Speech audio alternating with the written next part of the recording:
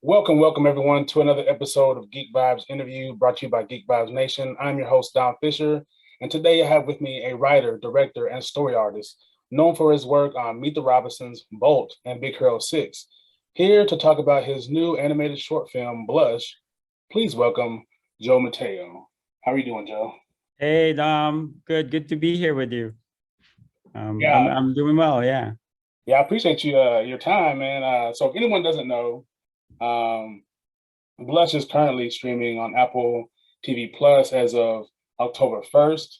I really wish we could have got this done last week, but busy schedules. But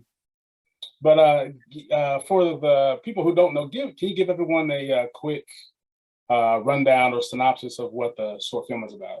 Yeah, it's Blush is a love story that's kind of set in outer space. It's it's about a horticulturist astronaut who crash lands on this desolate planet and without any atmosphere, and then a creature kind of a creature and an alien kind of shows up and um saved saved him, and yeah, the rest you have to check out. Yeah. And this is one that immediately, there was a rush of feelings. It's crazy that I've talked before with another director that watching things that don't have dialogue is, like, for me, a lot more impactful sometimes than a movie full of talking. So why that choice? Yeah, I totally agree with you, Dom. And a lot, the most of my favorite films are like doesn't have dialogue, right? I think it's because of the universal aspect of it, like it's easier to kind of like put yourself into the characters more, like you can relate more. And I think that's why it's so impactful. um it still needs to be told like clearly, right, for it to Right. be that way. So, and there's a challenge in doing that, but I'm always a fan of like visual storytelling. So I love that challenge. And I wasn't alone figuring that out. We have a great crew of story artists that helped me put together the movie. Yeah. Yeah, and that leads me to my next question. What? Because I assume there's a lot of thought that goes into this. How do you come up with the animation choice for a story such as this? Because I mean, if you picked something that was very, cartoony animation, it might not hit the same. So why and how did you come across or choose this animation style?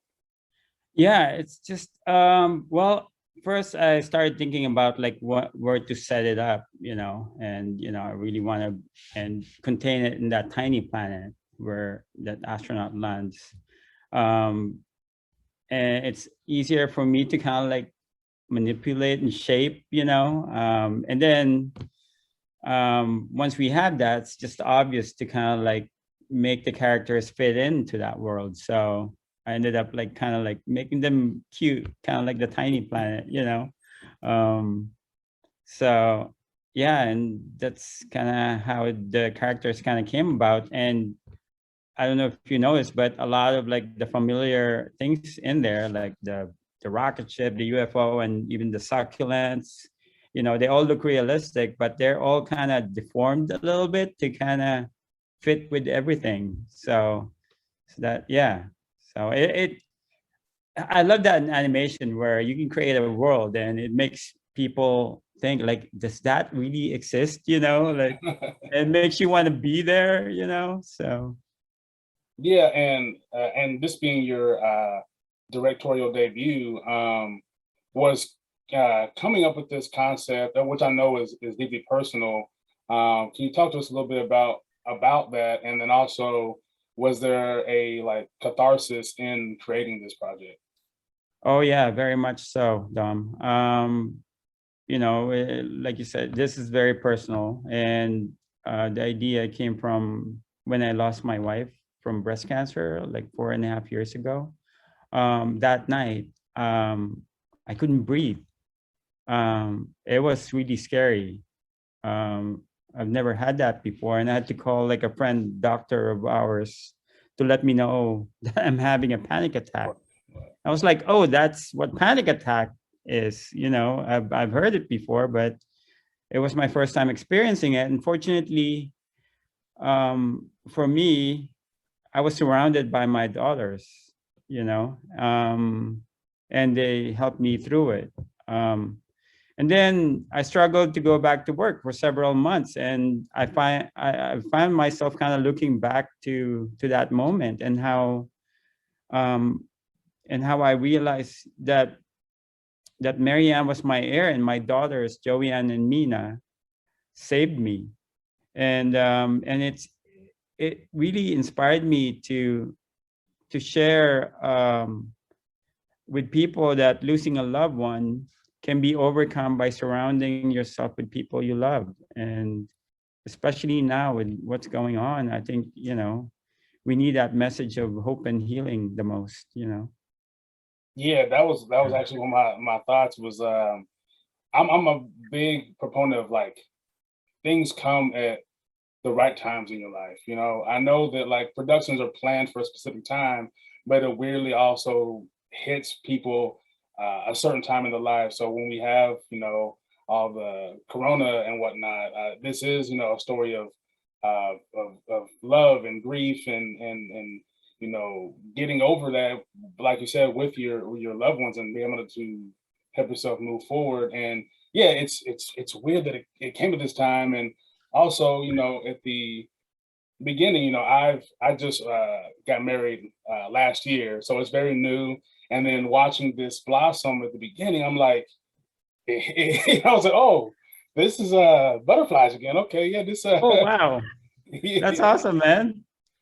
yeah. So this is it just hits a certain way that I completely didn't expect, and I didn't read any synopsis or watch a trailer beforehand, so I was taken aback a little bit, and I was like, "Oh, I don't cry." So hopefully, no one's Oh my looking right God. now. That Um, makes me so happy to hear, Dom. yeah, man, it's so good. So, and have you heard any of the feedback so far? What people thought about it? Yeah, it's everyone, most of everyone I spoke with loved the film. And what's surprising to, well, I guess really not surprising, people are like you, what you just did, are sharing personal stories and what it made them feel. One person shared with me that it made her think of her parents who she lost like years ago. And I think it just gives permission because it's so personal. I shared something so personal that it just gives permission to people to kind of like open up and share their own personal stories. And it's really special, man. It's like it's a very rewarding feeling. um that I'm able to touch people's lives with this short. Yeah, Just you Marianne doing her thing. Yeah, you definitely, I think, captured what most creatives want to do with their work is be able to like do that, touch people's lives and make them feel. And I noticed there's a couple, probably more than a couple, very specific things in the short, and then maybe specific to you, like mangoes and the pet and Yep. this pool. Is that things that are very like connected to Yeah. your life? Yeah, a lot of the elements there are kind of like connected to us, like the Mango the dog. We have a dog. Her name's not Mango though. Her name's Coco. But yeah, and the mango fruit, that's our favorite growing up, both Marianne and I. I, Almost every meal that we had growing up ends with a dessert of a mango fruit. Yeah, and then one thing that I want to share with you is like the mango plant. You know, I know right now in the film it kind of we use it to foreshadow the fate of the astronaut, right? Like if he doesn't show up, he's gonna be next, you know, because Right. of, you know, his air is running out. But it represents more than that. It represents my gift of drawing that I knew I had ever since I was a kid, and but I didn't know what to do with it until I met Marianne in college. Okay. Marianne helped me nurture it because of her passion. Both of, you know, we went to art school together, so we were both passionate with like art and animation specifically. Um, so yeah, she helped me nurture that, and yeah, it's similar to that. Basically, what the alien did to the plant, it made it like a fruit bearing tree, which and now it's up to me to make sure that it continues to provide for me and my kids, you know. And I feel like even now Marianne is helping me do something that I didn't think I could do, you know, through the telling of the story. This is my first time directing, and like talking to you, I don't imagine, you know, I've never imagined myself doing this, giving Right. interviews. Like, you know, I used to pass at opportunities like this when I was, you know, doing storyboards on other films. So, so yeah, man, it's really special.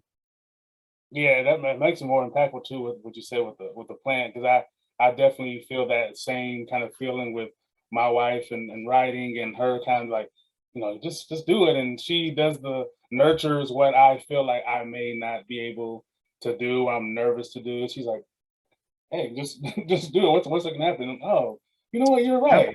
right. It's yeah, it's so powerful, and it makes a big difference. That support that we get, you know. And talking about support, I just really have to say, Dom, that I get that here at Skydance. You Nice. know, it's this place has created a space of diversity and inclusion where, you know, person like me are encouraged to share their voice and more importantly be heard, you know. So yeah, I'm just so grateful that I found this place, you know. That's Yeah. dope. And so with we all seeing how great you were able to make this, is there plans for the future? I know you probably have some stories in mind, but is there anything that you have in the chamber ready now, or are you planning down the road? I'm toying with some ideas in my head, and you know that now that you know it got me going. Because I had the best time working on the short. Like, you know, it's my in my 28 years of working in animation. It's the best, man. And yeah, I'm excited about the future. You know, right now I'm storyboarding on a feature film that's I think I'm not sure if it's announced yet, but it's in development. And yeah, there's a lot coming out of Skydance and you know Apple TV Plus. So the future is very bright. Yeah, I've seen Skydance's name a lot recently. Um, Yeah. it's kind of crazy. So my last question is more of a fun one, and this is gonna be might be a little more difficult for you since you are in animation. But if you were to be a animated character, what would your everyday outfit be? Everyday outfit. Yeah, I would wear shirt, shorts, and flip flops. nice. There you go, and a hat. Yeah, yeah, me too. I Yep. always gotta have a hat on. Right. But yeah, I appreciate your time. You know, everyone, please go check out Blush on Apple TV Plus. Where can everyone find you on social media? Oh, I'm on Instagram, by being run mostly by my kids. I'm not really, you know, I'm not. Yeah, I don't have a lot of like social media presence, but yeah, I'm there. I feel you, man. It's hard to do. Yeah. It's there, but I'm just like, I don't really have anything to say, but I know I have to say something. But yeah, Yeah. man, I love the short. I'm glad everybody else has so far too. And it's definitely one that you can watch over and over again. So yeah, man, I appreciate your time. We appreciate your work and can't wait to see what you have coming in the future. Oh, thank you so much, Dom. This is so much fun talking to you, man. I appreciate it. Yeah, I appreciate it. Yeah. And I'll see you next time, man. Yeah. Take care. I appreciate it. See you, Dom.